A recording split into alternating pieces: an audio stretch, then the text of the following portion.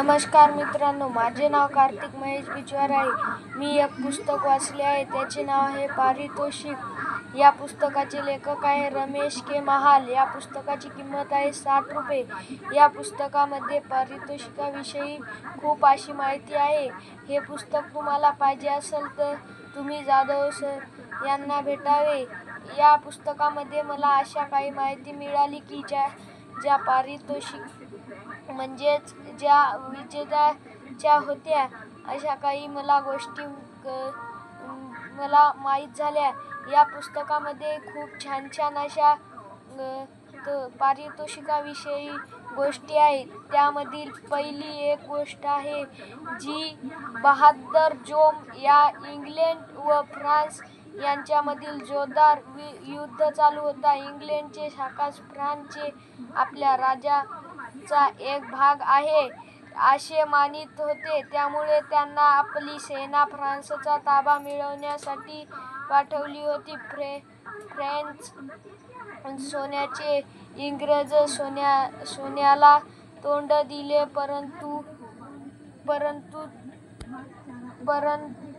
परंतु ते तोंड दिले त्यांच्या निभावं लागला नाही. शेवटी उत्तर फ्रान्सवर इंग्रजांनी ताबा मिळवला. त्यावेळी फ्रान्स चार्ल्स सहावे यांचे पुत्र व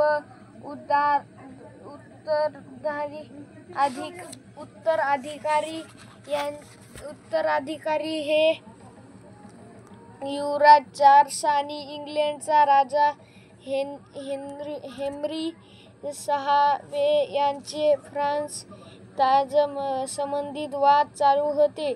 इकडे युवराज चार्ल्स किल्ल्यात आपल्या दरबारी समवेत उदास चेहऱ्याने बघत होते. काय करावे हेच त्याला कळत नव्हते. त्यावेळी इंग्रजचे दक्षिणेकडील वेगाने येत होते.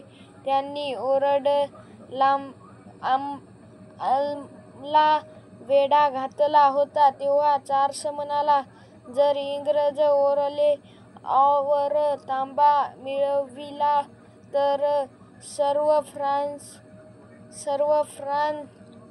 फ्रान्स. तेव्हा चार्ल्स म्हणाला, आता काय करावे सुचत नाही. एवढ्यात डोरेमी गावातील एक 16-17 वर्षाची एक मुलगी किल्ल्यात घुसून पहारेकऱ्यांनी तिला थांबविले. तेव्हा ती म्हणाली, मी फ्रेंच सेनेला विजय मिळवून देणार आहे. सर्वांनी तिचे बोलणे ऐकून तिची थट्टा केली, परंतु तिने त्याकडे लक्ष दिले नाही. ती ताबडतोब तेथे सर्व दरबारी बसले होते तेथे गेली. जाऊन एक चिंताग्रस्त माणसाजवळ गेली व प्रणाम करून म्हणाली, युवराज, मी फ्रान्सला मदत करण्यासाठी आली आहे. युवराज चार्ल्सने त्या मुलीकडे पाहिले व तिच्या परीक्षा घेण्याचे ठरविले. तो म्हणाला, युवराज तर तिकडे खुर्चीवर बसला आहे. असं म्हणून त्याने एक माणसाकडे बोट दाखविले आहे असं. आता जोन म्हणाली, नाही महाराज, आपण फ्रान्सचे युवराज आहात. माझे डोळे मला फसविणार नाहीत. मी आपल्या सैन्याला नेतृत्व करीन आणि रिमजवर ताबा मिळवीन. युवराज आश्चर्याने त्या मुलीकडे पाहत राहिला. तिच्या वेगळेच तेज दिसत होते.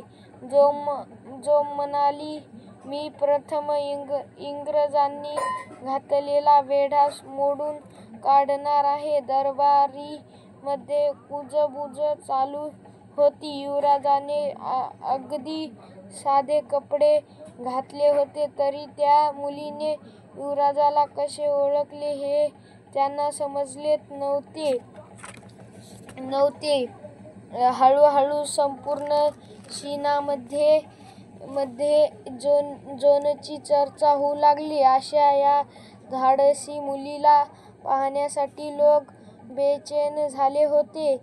एके दिवशी सकाळी सैनिकांच्या पोशाखात जोन फ्रान्सचे 4000 सैनिक घेऊन ओरलेआँवरील वेढा उडवायला निघाली. संपूर्ण सैन्यामध्ये रस्त्याच्या दोन्ही बाजू लोकांची गर्दी उसळली होती. तिने फ्रान्सला वाचवायचा निश्चय केला होता. अशा एकसमान मुलीला ते पाहत होते. शेतकऱ्यांनी एकसमान मुलगी जोन हिच्याबद्दल इंग्रज सैन्याने निराळे अपवाद पसरवले होते. ती काही पिशाच आहे असे ते समजत, परंतु सर्व जण तिला घाबरू लागले. जेव्हा त्यांना कळले की जोन 4000 सैनिक घेऊन चाल करून येत आहे, तेव्हा ते ओरलॉ सोडून निघून जाऊ लागला. बघता बघता ओरलॉ मुक्त झाले आणि इंग्रजांचा फ्रान्सच्या थोड्याशा भागावर ताबा राहिला. फ्रान्सच्या बहादर सेनेला कुशल असा नेता नव्हता. आता तो जोनच्या रूपाने त्यांना आपला सेनापती मिळाला होता. शेवटी जोनचे स्वप्न साकार झाले आणि रिमजवर फ्रान्सला पुन्हा ताबा मिळाला. तेथे युवराज चार्ल्स 7 गादीवर बसणार होते. धन्यवाद.